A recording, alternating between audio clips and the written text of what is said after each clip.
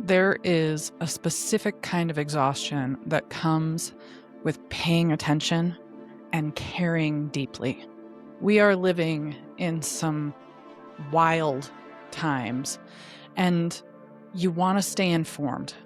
You want to help. You want to respond in a way that actually matters.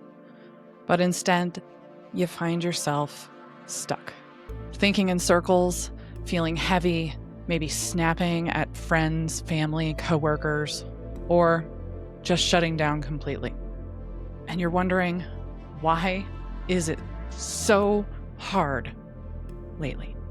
What most people assume is that this means something's wrong with them.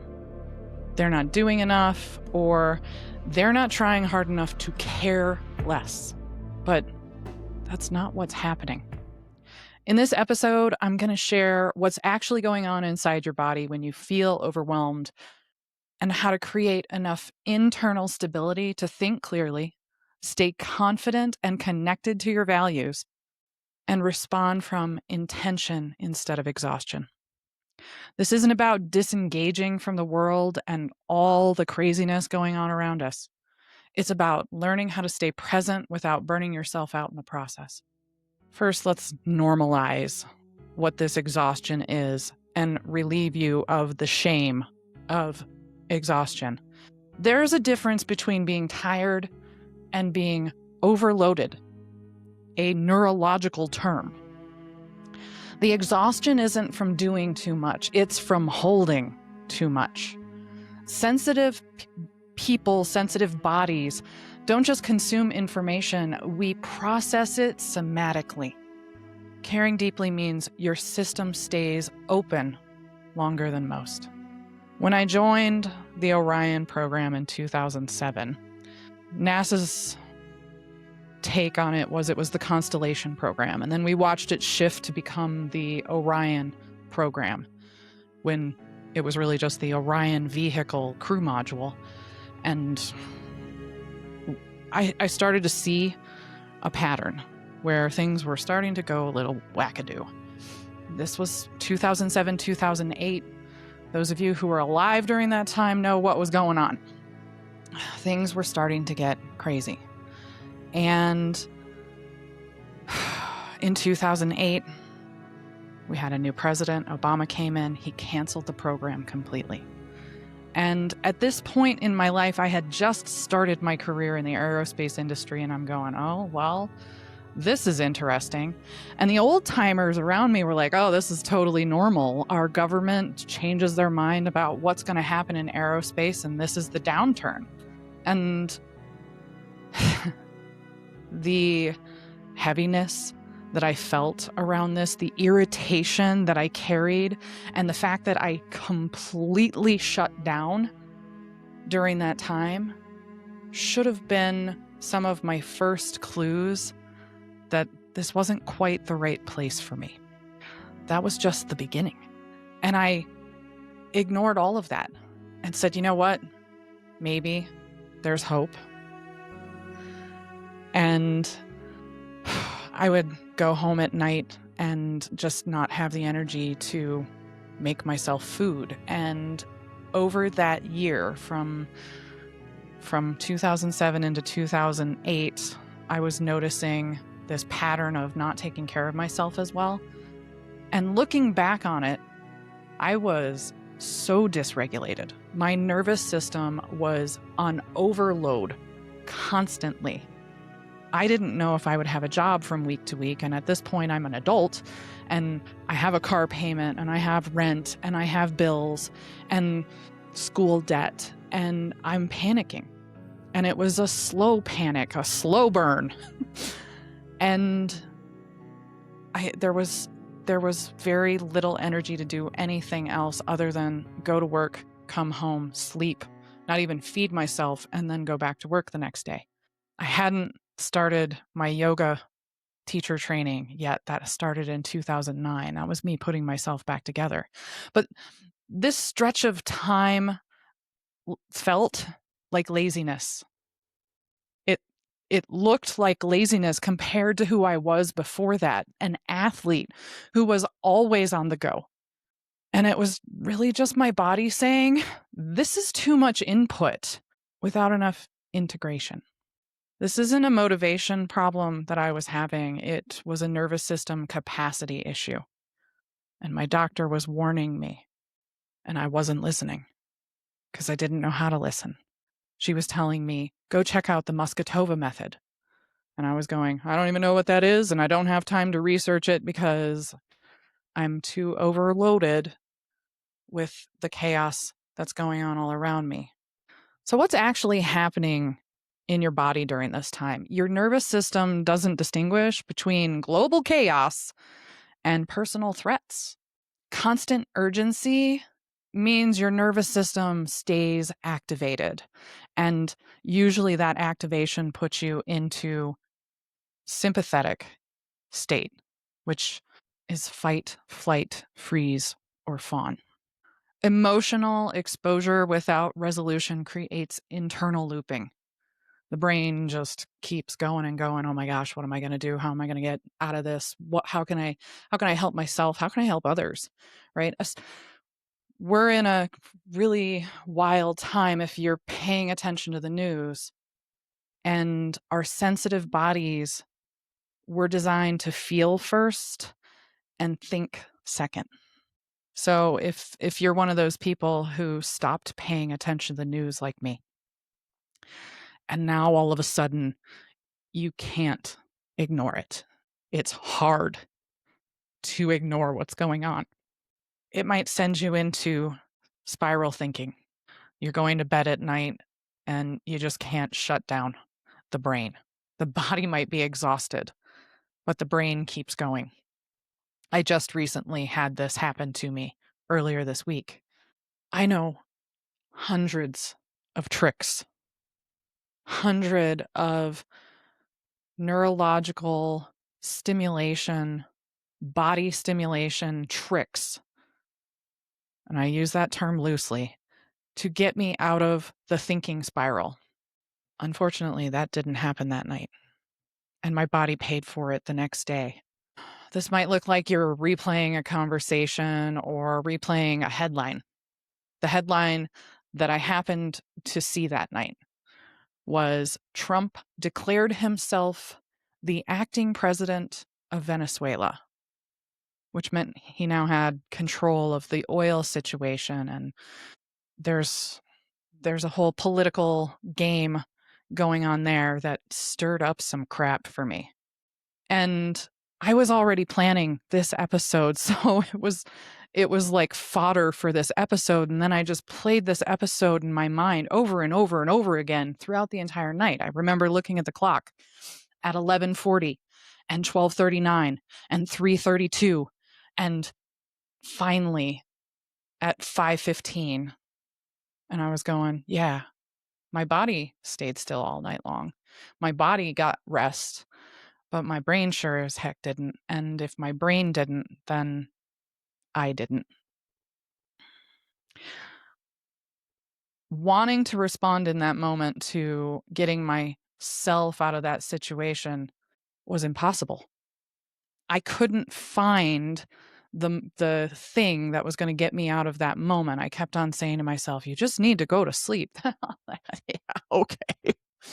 I noticed I wasn't actually deciding anything. I was just spinning.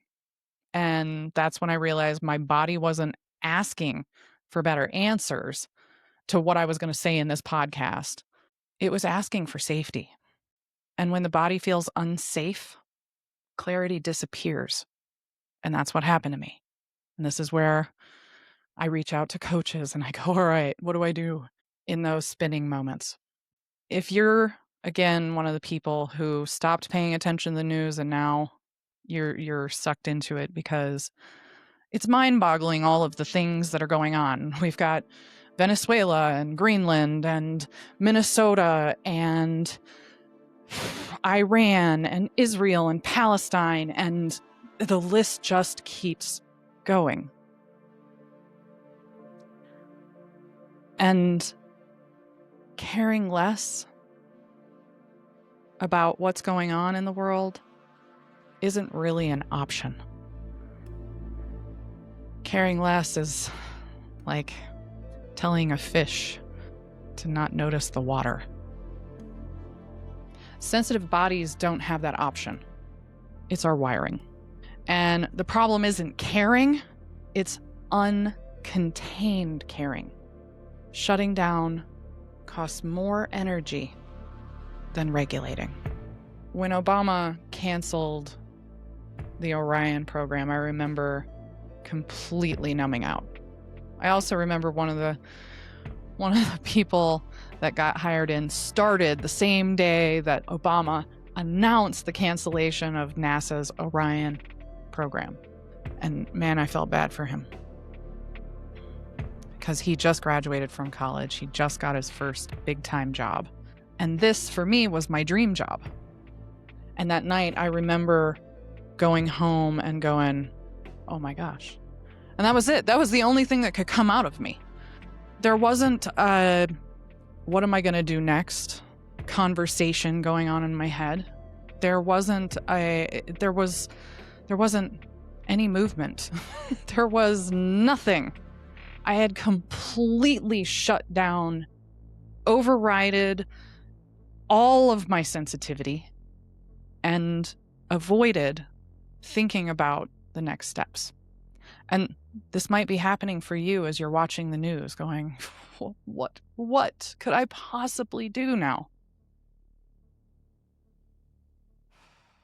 I didn't become calmer in those moments when I shut down, when I disconnected. I became dull. I disconnected from myself. And frankly, I became harder to live with myself, let alone the people who had to interact with me. Disengagement isn't regulation. It's collapse. So if you notice that that's what's happening to you right now, let's fix this. First, it takes awareness. Always. The very first thing is awareness, and the very first thing is about you. Not about all the things that are going on in the world, but about you, because if you're dysregulated, you cannot make an impact. You cannot take a further step to doing something about what's going on. So, if your nervous system is fried, your contribution won't be clean either. I want you to remember that regulation isn't selfish. Rest is not avoidance. Boundaries are how sensitive leaders stay effective. After the debacle with President Obama canceling the Orion program, and obviously it continued because now we have Artemis 2, that little guy behind me here, about to launch it today, actually, as I'm recording this. They are rolling it out to the pad for the first launch with humans on board. So obviously that program continued. Not with me on it, though. I got more embodied. At first, I started to do P90X, if you remember that joy of a workout. And that didn't quite feel right in my body, so that's when I leapt into yoga teacher training. I had yoga on my mind for a long time. When I graduated from high school, my dad gave me a book that was about meditation and movement and meditation and how those two play together. And I was like, I need that. That sounds like something that this body needs in order to be able to navigate if I'm going to continue to be in aerospace, which at that point I had started to question. And just for life, just to navigate being in this sensitive body for life. And so I put my body first. And I started to eliminate listening to the news. This, back in 2008, was when I stopped paying attention to global news. And I would allow the information that I needed to flow to me, magnetize it to me, instead of opening up the newspaper, opening up a magazine, opening up, at that time, Facebook. That was our only social media in 2008, at least the only one I was on. And I allowed the information to come to me. If I needed to hear it, I would hear about it. And I became less reactive, slower to respond, slower to have an emotion around the information flowing to me. because I would make sure I was in body first. The moment I stopped asking, what should I respond to? I started asking, what can my body actually hold right now? That changed everything. You don't owe the world your depletion. So let me give you 5 nervous system safeguards. These aren't practices to add to your to-do list. That's not what this is. These are permissions, something completely different than a to-do list. So number 1, media containment. Information without boundaries feels like danger. Give yourself an intentional window of time to look at, consume the news. So this is whether you're watching the news on TV, whether you're reading the news on your phone, or if you still get a newspaper, you give yourself a window of time to look at it and then put it down and you're done. We don't go back to it the rest of the day. But more importantly, no consuming that kind of information before you got embodied.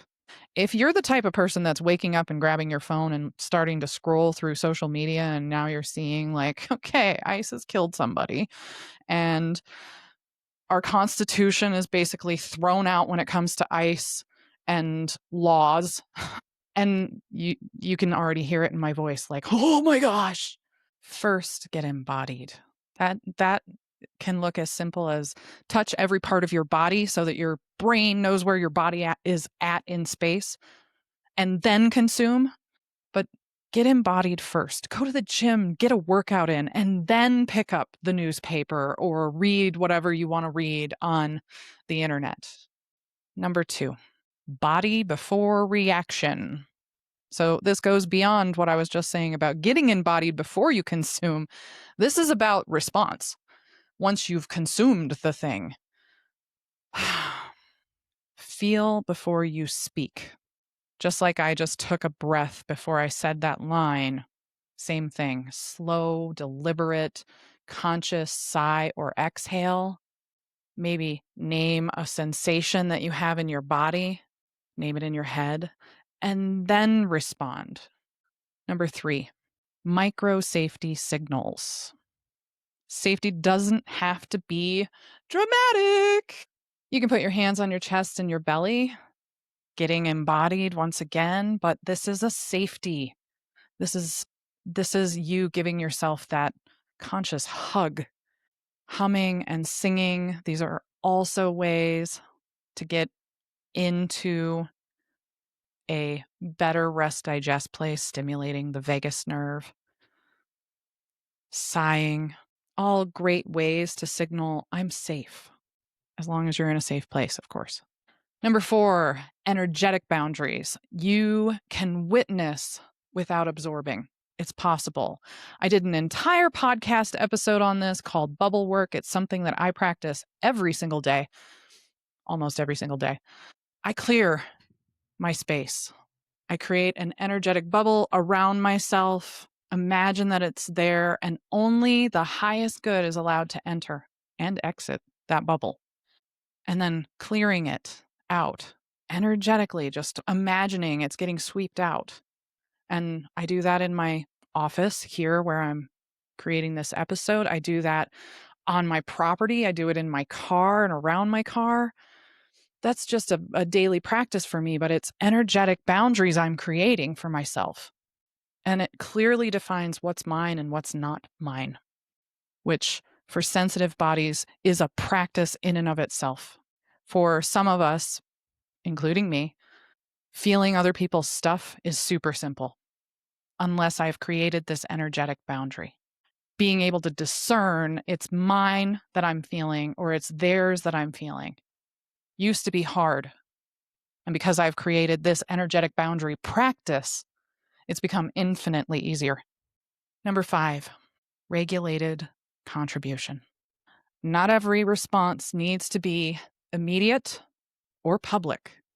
Notice how I haven't shared with you my political views. I deeply disagree with violations of our constitutional rights. but that doesn't mean that I'm telling you what my political views are. These things are not public for me. I don't share that publicly. One, because it doesn't feel safe to share it anymore. Attacks on your on your political views is definitely a thing nowadays. So it's not worth it for me to explain my views. So not every response needs to be immediate or public. Sensitive bodies aren't here to harden. That's not our job. One of the things that my teacher, Maria, has shared with me is you can either be an activist or a spiritualist.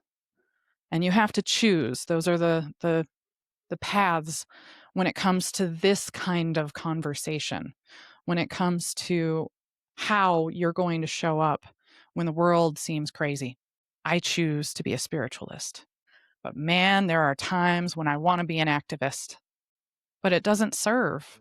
If I stay in alignment with who I am and how I want to show up in the world, that looks less like fighting, less like being upset and angry, and more about getting myself centered and supporting the people that I'm here to support so that they can also show up in the world in their best light.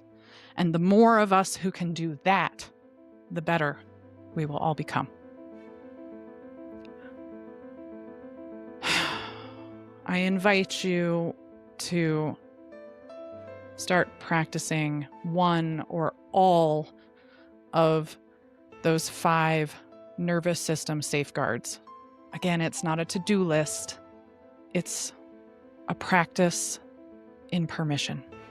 If you feel like you're to the point where you are completely dysregulated and you can't even get in touch with getting out of that spiral like I was doing the other night, let's jump on a body scan.